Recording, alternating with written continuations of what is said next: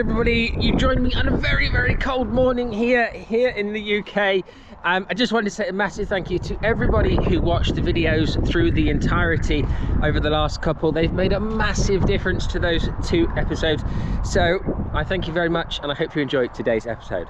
So I'm going to pop up on the screen now a couple of colour inspiration pictures that Chrissy kindly sent us over to give you kind of an idea of the things that Chrissy was looking for. There's a lovely dusty pink colour there, which is very beautiful, and then there's also the kind of blonde colour that Chrissy likes. So what we need to try to do is unpick those 2 things. One's quite blonde, one's kind of pink all over, and there is a third picture where it's very pink on the end, so I'm not sure that's where Chrissy's going with this, but we can, you know, she's leaving it to me to a great degree, I think, but obviously I want Chrissy to leave with something that she likes too, so it's not completely on me. It's kind of finding a happy marriage of something that I suggest and things that Chrissy likes, you know, because it's lovely. And I don't know if any of you hairstylists who are watching now kind of get this, where people come in and say, you know, go for gold, you know, adjust you or whatever, but it's also about finding that happy balance. Chrissy will know this. I'm sure she's got clients that say, Chrissy, do what you like. And then it's finding that happy balance between their perception of something that's nice and your perception of something that suits them. So Chrissy, tell us all about your hair colour history, what happened previously. Obviously, as I mentioned previously, you're a hairdresser, so what is it that you've had done in the past that you kind of disliked a lot, and what is it you've done very recently in kind of recent history? Okay, so unfortunately I do have quite a few grey hairs, as much as I hate to admit it. So I do apply a permanent colour onto my hair all over anyway, but more recently I had a balayage, quite heavy blonde through the ends, just tapered up into the root, which is, as you can see, quite grown out now. I do like the blonde, I must admit I'm quite keen on the blonde. What I don't like is when it is a kind of yellowy blonde or a really ashy blonde. I like more of a natural, punchy, creamy. Yes, creamy colour, that's the one, creamy colour. And I like more chunky as well, so yeah. As I curl my hair, you then see the contrast in the underlying colour and the blonde colour. Good. And the images with the pink, I just fancied something a bit pink. A bit pink, a bit edgy. I'm thinking maybe just some punchy ends, because I've worn my hair in this kind of colour and cut for such a long time, and it's my safety zone, but I just fancy something a little bit edgy. Good. Alongside it, but I totally trust you, James. Well, we'll work it out, won't we? I mean, the thing is, obviously, it's slightly different when you're working on a fellow hairdresser, because obviously they're probably going to have their hair done quite a lot anyway, because it's by the nature of being a hairdresser. So I don't feel overly cautious in the sense that, you know, if Chrissy wants to change her hair, then I'm sure it won't be such a drama, because you know, she's got a hair salon of her own, and I quite like the vivid ends thing that's going on in those images. And I think one of the things from the blonde image that Chrissy shared with me compared to what she's got is that there is dimension in the ends of that. There's darker pieces that are making the blondes pop.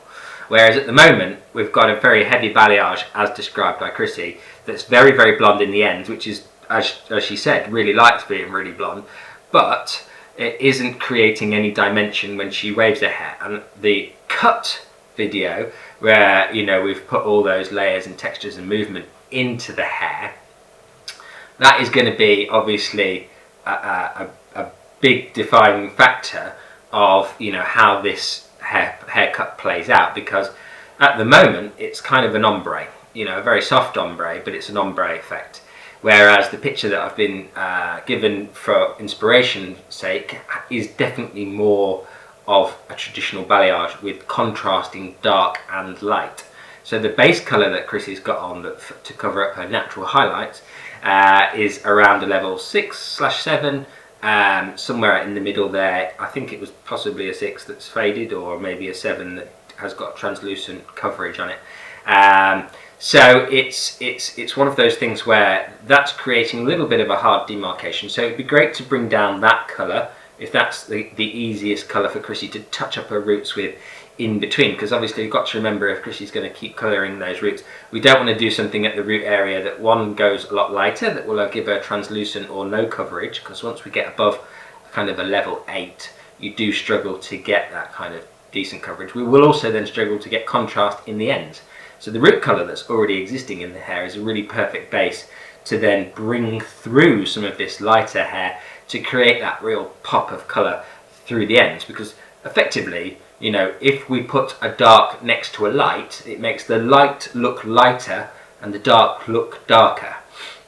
And that's how contrast works in someone's hair. So quite often when people get kind of blonde blind, which is definitely something that people get, Chrissy will know that from her experience as a hairstylist, when people get blonde blind, it's because there's nothing to contrast it to. So there's nothing there that says to the brain, it's blonde, because it's just one sheer colour. And as we're used to seeing patterns, or we naturally see patterns in people, and you know, numbers or whatever you see patterns in, mostly patterns in terms of shape, because there's nothing there to define the colour, therefore we're not seeing the kind of how blonde it really is through here. Because if we take the ends of Chrissy's hair and we pop them up and stick them next to her face, we can see that she's like a level 10 basically through the ends, but then there's nothing to kind of say to your brain that's a level 10, because it's all the way down there and it's all one colour here. Now I think it'd be great to bring some of that colour up, because obviously we're going to put some layers into it, so if we start cutting this hair shorter, we're not going to have a lot of colour left. So it will be really important to kind of bring some of the blonde up and drag some of the dark down simultaneously, if you will. So this is the specific instance of which I think where, you know, the technique that we need to do is kind of add dimension and depth and bring up some lightness. How we do that, we'll have to hang around for the video to see that. Through the ends, the pink bit, I think that's just a case of putting some pink on at the end. It's not a wildly difficult technique, and it certainly doesn't really make a huge amount of difference, because obviously usually just using direct dyes, the hair is already bleached and pre-lightened, so therefore the colour will adhere to that very easily. Now if you've got darker hair and you're putting pink on, whatever you put the pink onto, it will always reflect what's underneath it. So if there's blonde underneath it, you will see all of the pink. If there's dark blonde underneath it, you'll see less of the pink, and so on and so forth. If you put it onto brown, you'll have some little bit of pink in there, but it will be predominantly brown still. So that's something to bear in mind if you're thinking about putting direct dyes onto your hair and you're at home and you're watching this and you're thinking, oh my god, that's wonderful, it's a great idea. You know, you do have to be mindful of the base that you put it onto. Okay, so there's our baby lights applied straight through the parting section. We're now going to put on our root stretch in between the colour here, and then we'll go through our ends and we'll use a ribbon weave style technique to get the lightness further up and then bring some of the darkness down. So we'll go through that section in pattern in just a minute, but we'll put the root stretch on first in between our foils, so that we've got that there nicely in place. If you get the root stretch right, it saves a lot of time, effort and energy later on in the technique. We're not going to take the root stretch really far down, because we do want to kind of retain quite a lot of lightness in Chrissy's hair, but we do want to connect in this base colour that we saw in the consultation into the rest of the hair. So that's why we're going to do it now. So we're just applying to the root area, feeding it down, and we're just using that tap and flick motion to spread the product out, and we'll use this comb to comb it down a little bit, but we want to be nice and speedy with this technique. It's not really one that we want to kind of spend too much time doing. We want to make sure our sections are you know, not too thick. This product's very easy to spread around, which is great.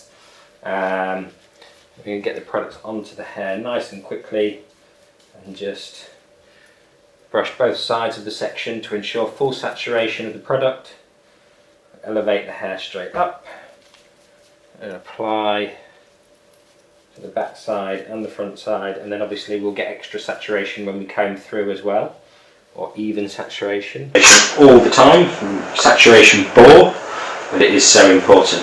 So using our comb here now, coming in, teeth facing towards the scalp and then away from the scalp and pulling down, and this will help to spread out the product, or you can just come straight in with your comb angled towards the floor. It's entirely up to you how you would tackle this. Depends how big the sections are you're combing through is probably the best way to think about it. If a section is slightly larger, you want to get the teeth into the section and then pull the product down towards the ends. And that is usually how I think about it. If I'm taking kind of 1 centimetre sections and the hair is laying quite flat, and in the instance of this piece of hair, for instance, just put your head down a little bit, it's slightly wavy at the root area there, you can see. So we want to go in to kind of straighten that out first. In, tilt, down. Whoops, get caught on the ends, that's always part of it. So in, tilt and down, and then make sure that obviously when you come through the hair, you want to get out of the hair as quickly as you can. So you go in, tilt, down, and come out of the hair as fast as you can. And you can see by tilting the comb backwards, it builds up kind of a small amount of the product onto the comb, which if you got it onto this blonde hair would transfer onto the hair. So that's something to bear in mind. So you do want to kind of tilt that comb away. It does make a big difference to how the product gets spread around the head. So we are through to the sections in between our highlights. So not a lot changes. We just paint one side of our section, then the other side to ensure even saturation. We're painting it roughly 50% of the way down the foil in this particular instance, and then we're going to come in with our comb, tilt it towards us, and feed the product down the hair. And then we're going to use like a scissor motion. We don't have to do this to sort of change the saturation from glossy, satin into matte. The matte section starts at the point where the foil finishes. All we want to do is create a little bit of a longer root, so we're creating a starting point for our dimension. Remember in the consultation, one of the things was that the ends are a lot blonder than the picture in terms of the volume of blonde that Chrissy's got on her ends at the moment.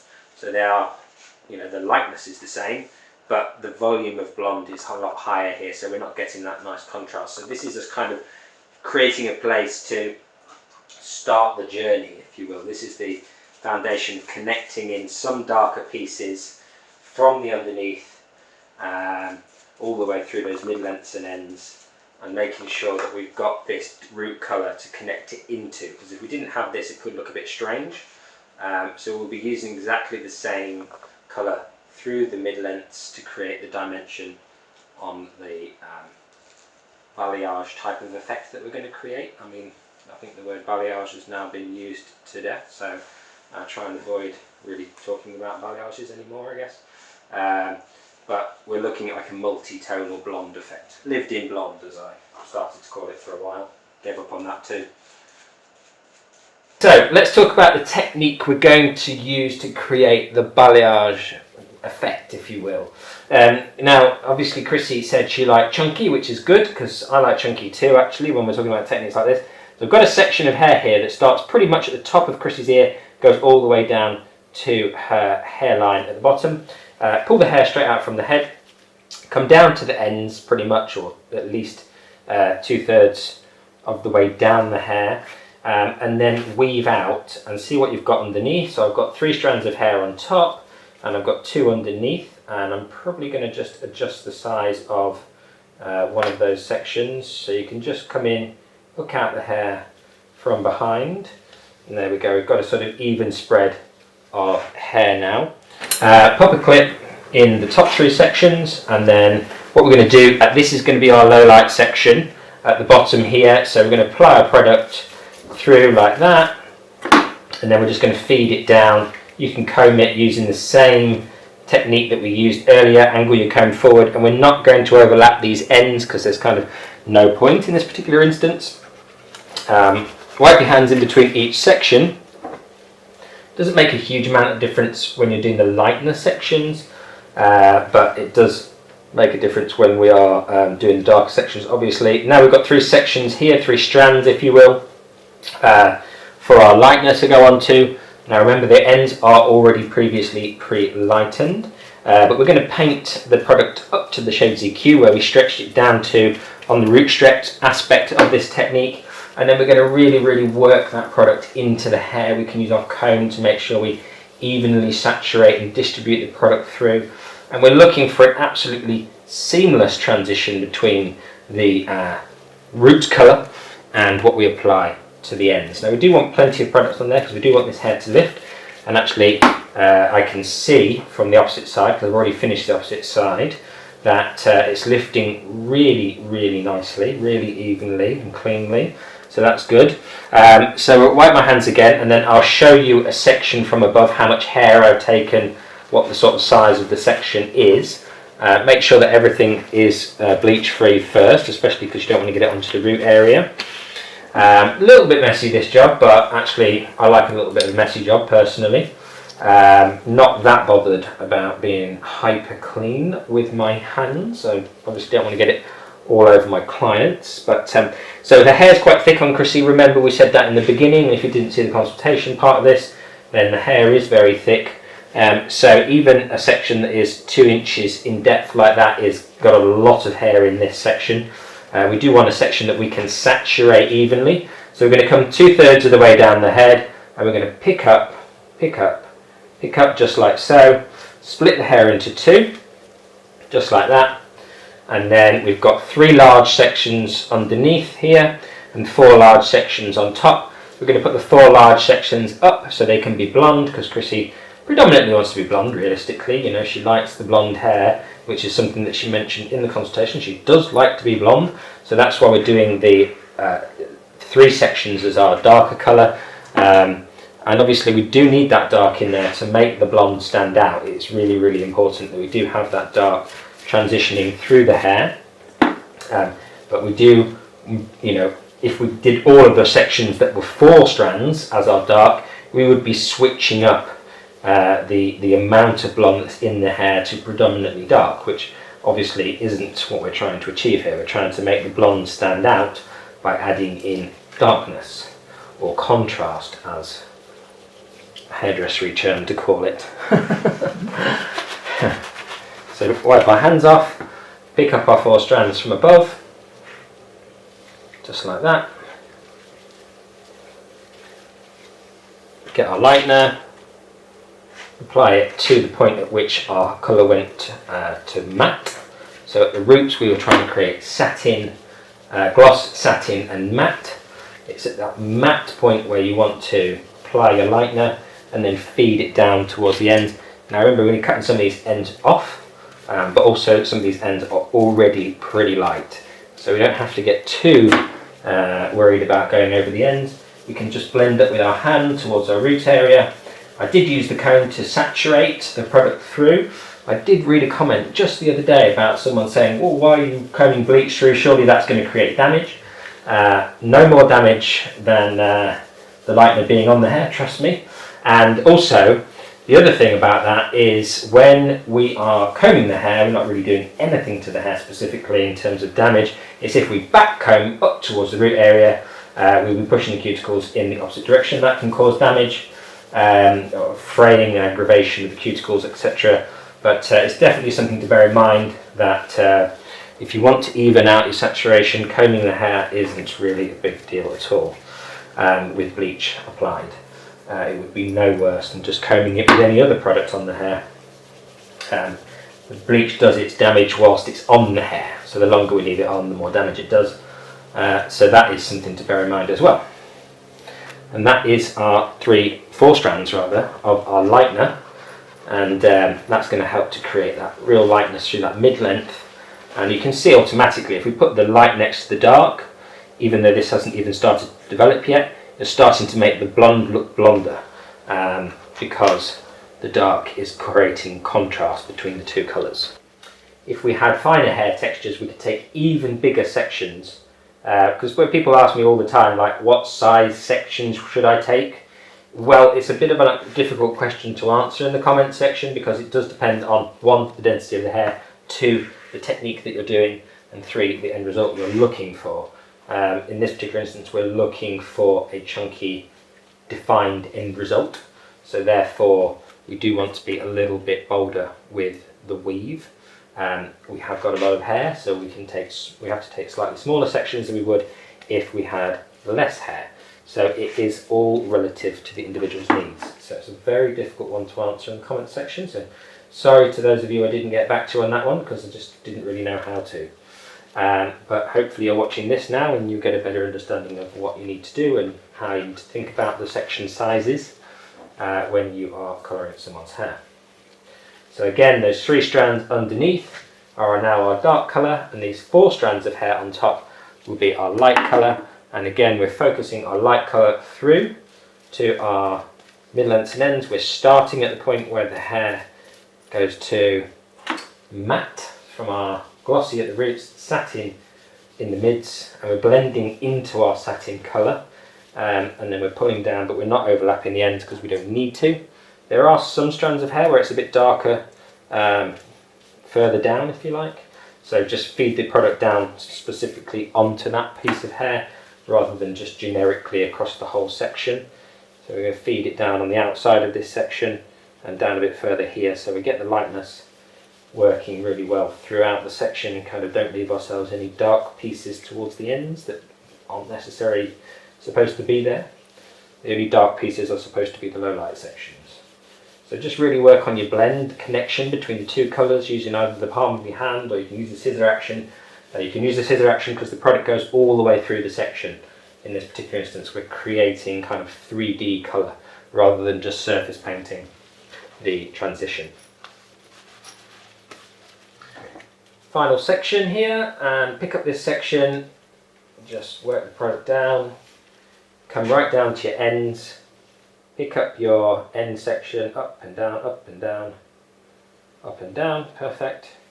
Separate the 2 sections out. We've got our 4 strands on top for our light sections and our 3 strands underneath for our dark sections. And again, the beauty of all techniques for me really is that they repeat themselves and they're simple. Because as soon as you get complicated with these techniques, well, they become too hard to remember how to do, and ultimately you don't end up doing them. So the simpler these techniques are, in my book, the better we'll have the result. The result will always be better because you won't lose your way. But the second thing is that you'll ultimately use the techniques over and over again, rather than thinking to yourself, well, I've forgotten how to do that technique, and it never gets used, which is a very, very common problem with some techniques that I've experienced in my past, which is why I like to make techniques that are usable. So the lightener goes on to the matte part of the hair, as we mentioned previously. Work the product into the hair, help to saturate it through by combing the hair, brushing the hair with this brush side to side. You can equally extend the saturation through the section by combing in exactly the same fashion we would do a root stretch, working it down towards the darkest parts of the hair, and then just feeding that product down just like so. And then make sure that we're utilising that hand blending technique to kind of transition the 2 products together. You can mix tint into lightener and it won't turn a funny colour in the lift, although it seems like it might. It goes maybe a bit reddish or a bit strange coloured, but we're not massively overlapping the 2 products either because we're in the matte zone, remember. So the matte zone is just where they've got the least amount of saturation. So you can see it hasn't gone reddish in this area because we're being very careful about where we put our products and how we control the saturation of the product when we apply it. But we also do need to make sure we've got enough lightener on the hair. Really, really, really important. Like that, down towards the ends. In this particular instance, actually, the ends are quite dark all the way through, so there's no dramas in overlapping it down a bit further. There's no real lightness in here for us to kind of be concerned about. And that is that back quadrant complete, so we'll move on to the front quadrant, which I'll show you in just a second. Okay, so we are on to this front quadrant of hair on the right hand side of Chrissy's head. Now we obviously still want to retain the chunkiness. There is a lot less hair in the front compared to the back, obviously, because of the ear. There's no hair below the ear, the top of the ear, so we need to make our sections even bigger. So this is a section that incorporates nearly half the whole of the side of Chrissy's head. And what we're going to do is we'll only take 2 blonde sections and 1 dark section in this particular section through here, because of the width of the section too. So we have 2 blonde sections here and 1 darker section there. So we're going to apply to our darker section here, like that, saturate it down, make sure it's well saturated through, feed it down towards the ends, pick up this section, make sure that you've got no dark colour on your hands, apply it to the matte area, feed it down. We're just bumping up this mid zone, you know, these ends are already light enough, so we need to be really mindful of that.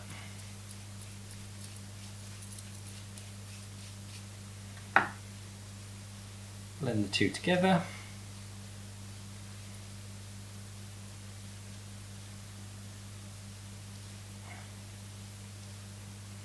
Just like so. So you can see how that would work. Light, contrast, light. So we're going to go around the face. We're going to pick up our light piece. We want to leave a dark piece behind our light piece around the face. We want our dark piece to be big enough that we see the contrast in it. So these will be our light strands. These will be our darker strands. Also, this works in a nice brickwork formation, so these darker pieces will sit over the top of the lighter pieces, and that always helps to give us a little bit of extra pop.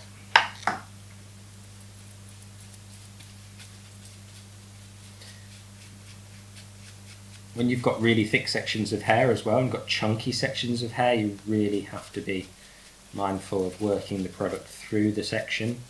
You either need to comb it or you need to really, really work it in.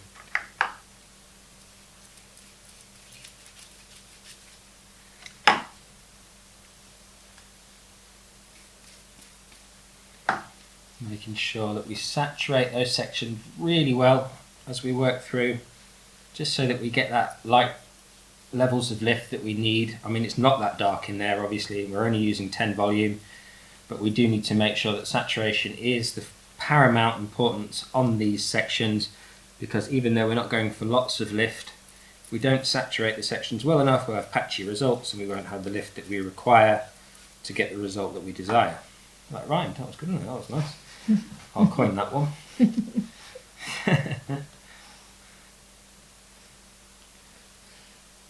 Trademark that one. That was nice. So we're now working on the hair in between the foils, and we're doing exactly the same thing, believe it or not. Nice and simple. And Chrissy and I were just discussing actually that she uses this technique in the salon. She absolutely loves using it. She was terrified to start with that the colour was going to press onto the colour number underneath it and stuff like that, but you know, she absolutely loves it. It is a winner of a technique for creating dimension and separation, and it's just so easy. It's much faster than getting loads of foil involved and, you know, separating it out. You don't need tons and tons of lift, then don't separate it with anything. You know, if you need tons of lift, then separation is key. But in this instance, we don't need it, and there'll be instances where you don't need it either. So always think about the technique you're using and how you're using it. So remember, we've got 2 dark strands to create our dimension and separation. We get the product off our hands before we move on to our light 3 sections rather. Remember, we are getting more lightness into the hair than we are dark, and we're also kind of looking for a bit more of a chunky technique. Now in this top section, they're slightly less chunky than the underneath, and that's because, yeah, we don't want it to look too heavy on top, which wouldn't be a problem if it was, you know, it's going to be fairly chunky no matter what because of the style of technique we're using, but we don't want to be going quite as heavy as we were underneath, because on the underneath you tend to get lost in a lot of hair, whereas what sits on top is very, very prominent. So we're just going a little bit more low-key with the section sizes, and we'll do that in between each of these foil sections. So that's something to just bear in mind as we work through. But yeah, it's a real important thing to remember is where you are on the head. Where are you on the head, and how does that affect the size of the sections you take? You know, because I did one last week where we wanted really chunky, so we went really chunky, but we did it in foil. We did back-to-back sections with big gaps in between to create separation and dimension. And and hopefully I've already posted that episode before you see this one, and you can go and watch it. I'm not exactly sure what it will be titled at this point in time, but it will be about creating stripy hair that looks more classy, because I think there's stripy hair and there's stripy hair. You can make stripy hair look like 90s Jerry Halliwell, or you can make stripy hair look nice and soft and still beautiful, but has that really strong contrasty colour. So it will definitely have something to do with stripy highlights in the title. If you want to go back a few videos, probably to a couple of weeks ago, maybe a month ago, and that will be on the home page of my channel, so go and check that out if you want to see that. But you can see we're doing exactly the same thing through each of these sections. Nothing really changes specifically as we work through. We are just applying our product and working it through the hair, just like so. Really, really easy. What I love about this technique is the speed of which you can do this technique. If I'm in full salon mode, flat out, even on tons of hair like this, it's a 1 hour or even slightly less, 50-minute technique. I know most of us work our columns in 45-minute or 60-minute appointment sizes, but I think it's, lots of techniques don't always take exactly 45 minutes or exactly 50 minutes. And if it's shorter, it can be even quicker. And if you're doing it onto hair that's got no colour in it, which I know it's quite rare these days, but it does happen, then it can be like a 30-minute technique, because you're not putting the darkness back into the hair. Or if the hair is already tinted dark and you're wanting to create dimension and separation with the technique, then of course you can get it done a lot faster when you're just adding lightness.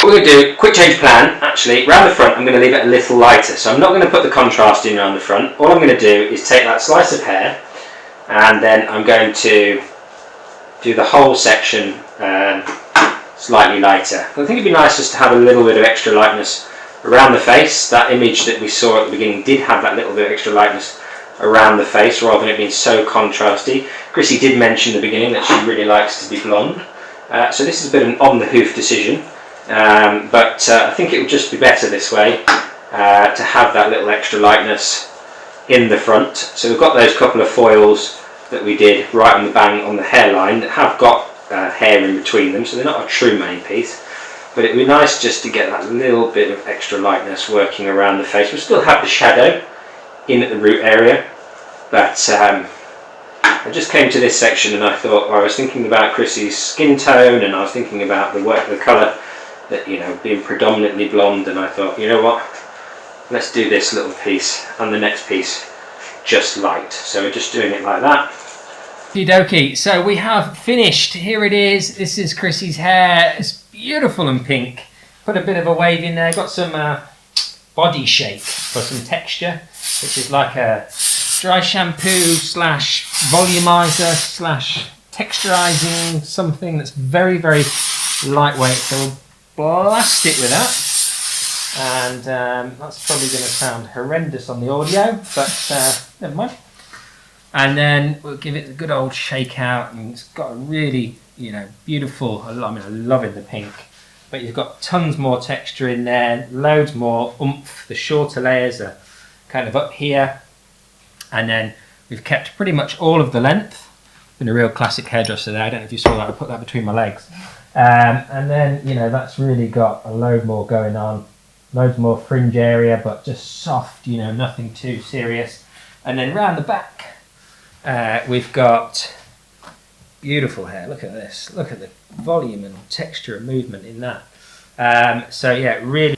So loving the pink on the ends there. Just looks beautiful as it kind of reverse ombres from blonde to pink. And hopefully Chrissy likes it. How are you feeling, Chrissy? Well, she asked to be a client after today, so I'm guessing she likes it. I'm guessing she's feeling it. Absolutely love it. Good, fantastic. Yeah. And hopefully she'll have that for a little bit longer and I can fix it at some point in the future when it's all gone peaked on. But until then, guys, please look after yourself. If you like this sort of content, hit that thumbs up button. If you love this kind of content, subscribe, because there's loads more coming in the future. And I'll see you again very soon for another episode of Life of Hair. Thanks, Chrissy.